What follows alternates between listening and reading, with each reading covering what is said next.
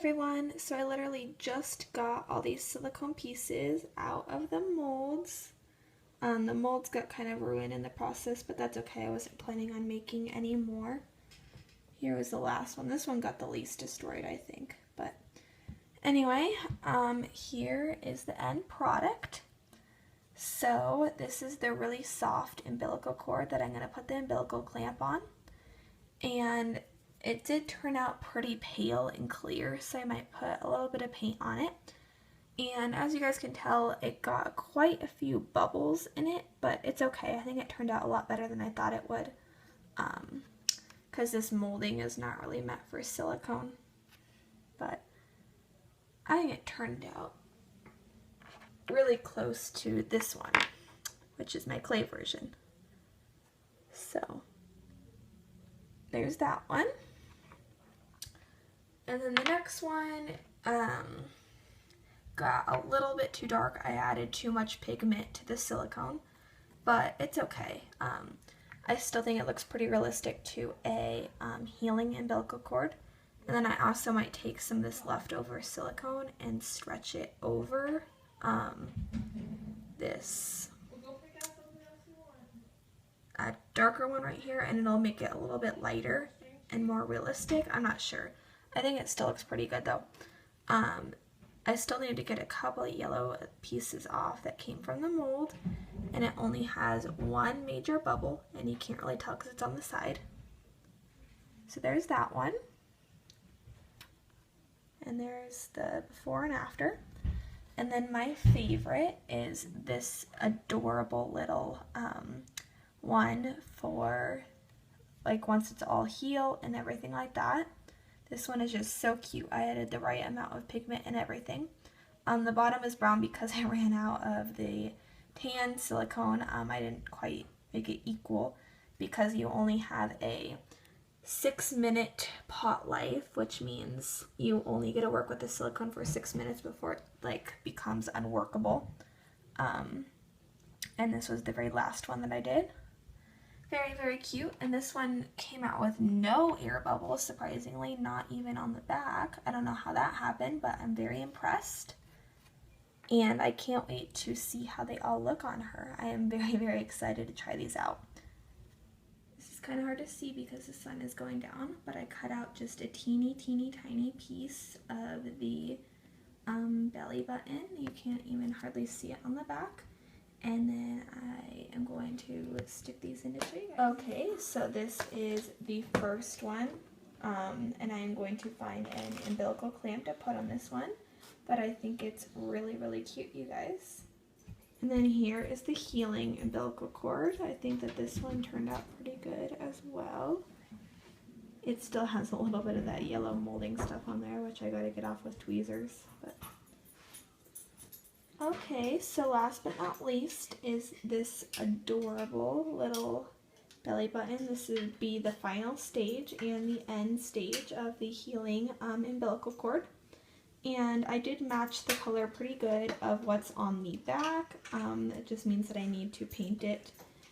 The umbilical cord on this side is actually brown, but you can kind of see how it like blends in there. So that means I did the right color and the right amount of the pigment color. It just needs a little painting, and I will show you guys once the painting's done. But I hope that you guys enjoy some pictures and videos with these cute little umbilical stumps later on. Bye! So it is kind of a mess over here, but I just wanted to describe in a little bit better of a detail on how I made these, so you guys could maybe make little interchangeable silicone, I don't know what to call them, cords, belly buttons, whatever, on your silicone's belly plate. You guys could maybe learn a little bit from my experience.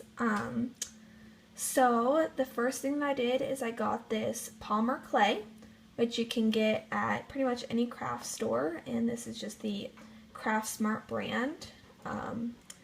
And I molded all 3 of these, or not molded them, I sculpted all 3 of these, and then I baked them in the oven as the instructions directed, because each different kind of clay has a different kind of instructions. And then I took this amazing molding stuff, which is actually quite amazing. It's so easy to use.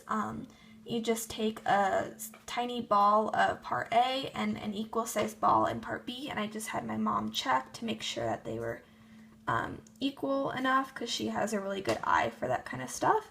And then you just mix them together and tightly press it on these. And then once it dries, all you have to wait is 20 minutes, I believe, even though I probably waited a couple days to take them out.